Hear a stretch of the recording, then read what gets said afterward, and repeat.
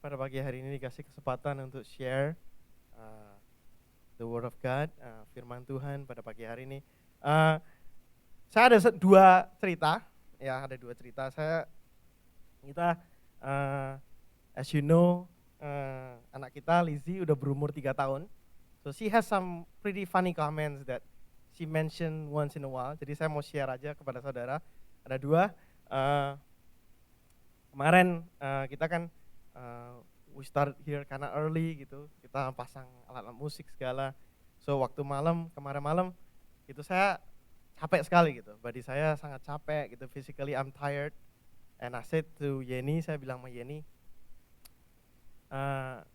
kamu bisa jaga anak-anak nggak? Saya mau tidur sebentar gitu, saya bilang gitu. Itu kira-kira around 9 o'clock gitu. And then I said to her, and then I went up gitu kan, saya naik ke atas gitu, mereka di bawah gitu. And then waktu itu saya ingat, saya diminta sama Benny to do something gitu, saya belum sempat lakukan gitu. Jadi saya turn on my computer gitu. Nah waktu saya turn on, suara musik komputer ya, Windows gitu, tang ting ting ting gitu, nah keluar gitu kan. Terus ternyata kedengeran di bawah gitu. Jadi terus Lizzie bilang dari bawah gitu, dia make comment, Dedi katanya capek, dia bilang gitu dari bawah. Saya bisa dengar, wah ini anak bener-bener. Saya dengar itu saya sempat ketawa saudara. Ini dia semakin lama anak-anak kita itu kalau semakin besar saudara, mereka mempunyai a mind of their own ya. Mereka sudah mulai make komen-komen gitu. Satu kali lagi, ada satu story lagi, kita lagi makan bareng gitu. And then dia seperti biasa dia suka ambilin garpu kita, ambilin sendok kita. Pokoknya dia yang mau lakukan semuanya gitu. And saya udah bilang be careful, saya udah bilang gitu. And then suatu kali dia bawa garpu sama sendok gitu, terus jatuh gitu. Jatuhnya itu kena kaki saya gitu. Ceder, sakit gitu kan. Terus saya teriak, aduh sakit, saya bilang gitu. Kamu gimana sih Lizzie? Gini. Saya omelin dia gitu. Terus dia bilang, sorry Daddy. Dia bilang. Oke, saya bilang udahlah. Saya pikir sudah dia udah sorry kan, udah selesai gitu. Nggak tahunya dia masih punya pikiran gitu. Dia setelah itu bilang, kok cuma garpu aja ribut bener kata dia. Saya pikir, waduh. Saya sama Yeni cuma bisa ketawa, saya mau ngomelin tapi sudahlah. Aduh, kadang-kadang anak-anak itu ada hal-hal yang kita bisa pelajari saudara dari mereka gitu ya. Saya pikir wah ini sudah sorry udah selesai gitu, ternyata masih ada komen lagi setelah itu gitu. Garpu aja ribut gitu. Oke, kita akan belajar untuk firman Tuhan pada pagi hari ini. Saya ajak kita membuka di Yohanes 21. Kita akan baca bersama-sama Yohanes 21 ayat 1 sampai ayat ke 15. Ayat ke-14 ya. Ayat 1 sampai ayat ke-14. Judul pagi hari ini saya beri judul Breakfast with the Lord gitu. Jadi makan pagi dengan Tuhan gitu ya. Jadi ini judulnya kalau ada bahasa Inggrisnya Breakfast by the Sea gitu. Wah, suatu yang indah, duduk bareng kayak di Bali gitu ya. Tuhan Yesus juga melakukan hal yang sama gitu ya. Yohanes 21 ayat 1 mengatakan, kita baca sama-sama, kemudian Yesus menampakkan diri lagi kepada murid-muridnya di pantai Danau Tiberias dan ia menampakkan diri sebagai berikut. Di pantai itu berkumpul Simon Petrus, Thomas yang disebut Didimus, Nathanael dari Kana yang di Galilea, anak-anak Zebedius dan 2 orang muridnya yang lain. Jadi rame-rame mereka kumpul. Kata Simon Petrus kepada mereka, aku pergi menangkap ikan. Kata mereka kepadanya, kami pergi juga dengan engkau. Mereka berangkat lalu naik perahu, tetapi malam itu mereka tidak menangkap apa-apa. Ketika hari mulai siang, Yesus berdiri di pantai, akan tetapi murid-murid itu tidak tahu bahwa itu adalah Yesus. Kata Yesus kepada mereka, hai anak-anak, adakah kamu mempunyai lauk pauk? Jawab mereka, tidak ada. Maka kata Yesus kepada mereka, tebarkanlah jalamu di sebelah kanan perahu, maka akan kamu peroleh.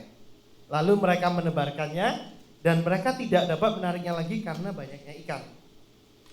Maka murid yang dikasihi Yesus itu berkata kepada Petrus, itu Tuhan. Ketika Petrus mendengar bahwa itu adalah Tuhan, maka ia mengenakan pakaiannya sebab ia tidak berpakaian, lalu terjun ke dalam danau. Murid-murid yang lain datang dengan perahu karena mereka tidak jauh dari darat. Hanya kira-kira 200 hasta saja, dan mereka menghela jala yang penuh ikan itu. Ketika mereka tiba di darat, mereka melihat api arang dan di atasnya ikan dan roti. Kata Yesus kepada mereka, bawalah beberapa ikan yang baru kamu tangkap itu. Simon Petrus naik ke atas perahu lalu menghela jala itu ke darat penuh ikan besar-besar, 153 ekor banyaknya. Dan sungguh pun sebanyak itu, jala itu tidak koyak. Kata Yesus kepada mereka, marilah dan sarapanlah. Tidak ada di antara murid-murid itu yang berani bertanya kepadanya, siapakah engkau? Sebab mereka tahu bahwa ia adalah Tuhan. Yesus maju ke depan, mengambil roti dan memberikannya kepada mereka. Demikian juga ikan itu.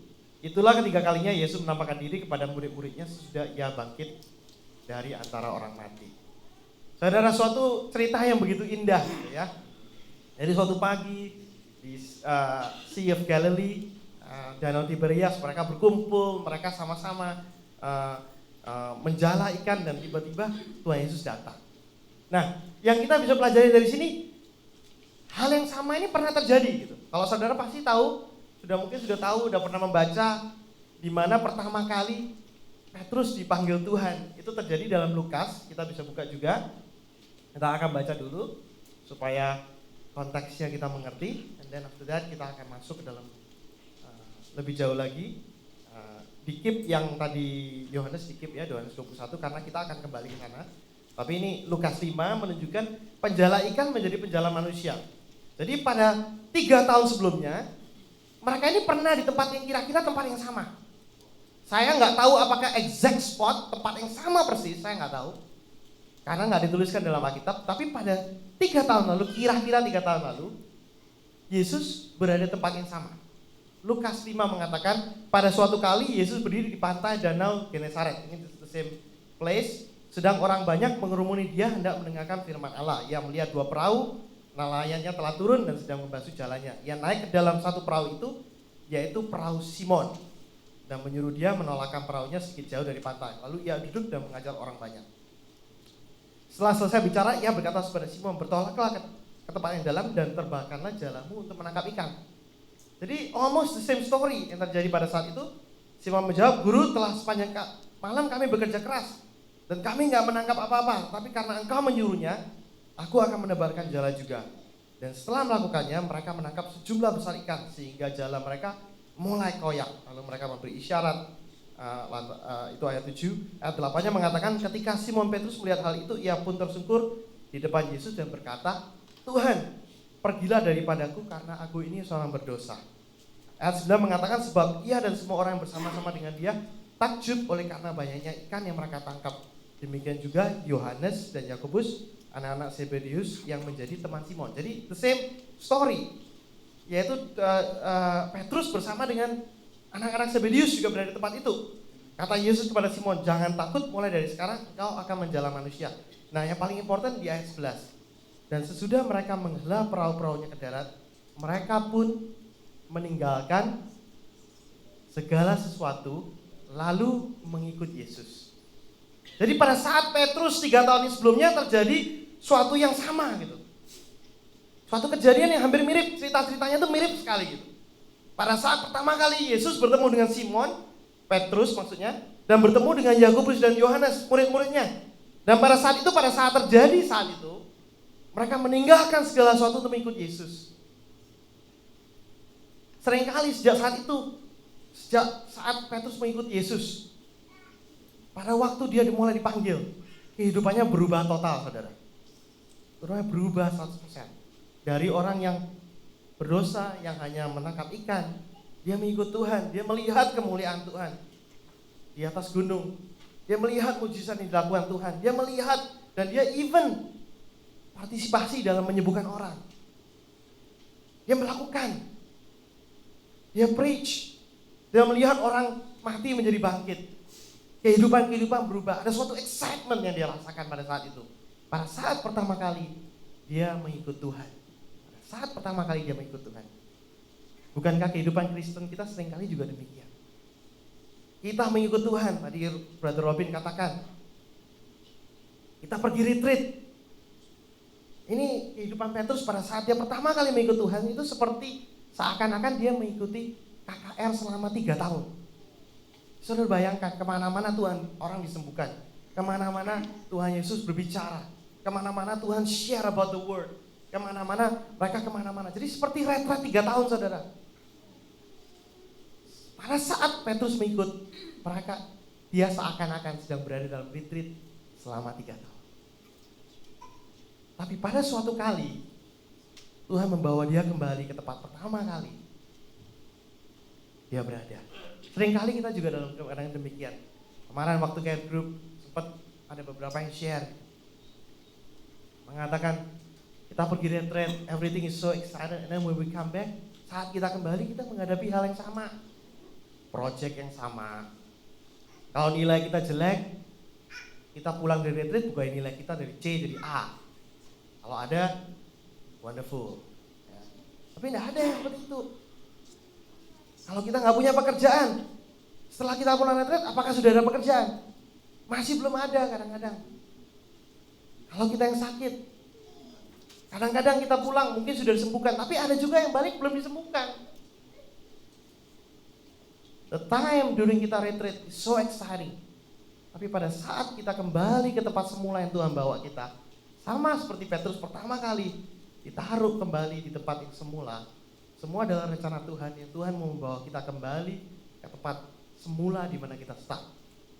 Kita mempunyai anak, sekolahnya kurang bagus. Apakah setelah pergi retreat sekolahnya berubah? Tidak berubah. Kita mempunyai concern dengan anak-anak kita. Kita mempunyai hal-hal yang kita concernkan dalam kehidupan kita. Pada saat kita kembali, semuanya kembali, saudara. Segala masalah yang kita miliki nggak hilang begitu saja.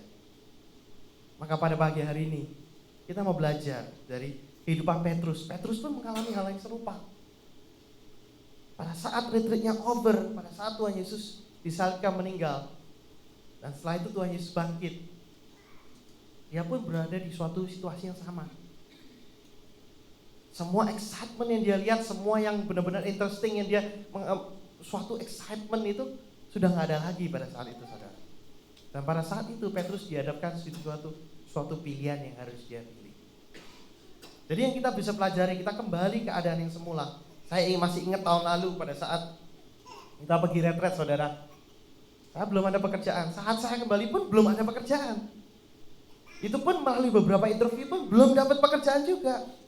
Saya menunggu kira-kira 15 hari sebelum Tuhan menunjukkan ada pekerjaan dalam kehidupan saya. Dan setelah itu pun masih ada proses 1-2 hari lagi sebelum saya benar-benar mendapatkan offer itu. Jadi saudara, ada suatu proses yang kita lalui, ada suatu proses yang kita lalui. Yang pertama yang kita belajar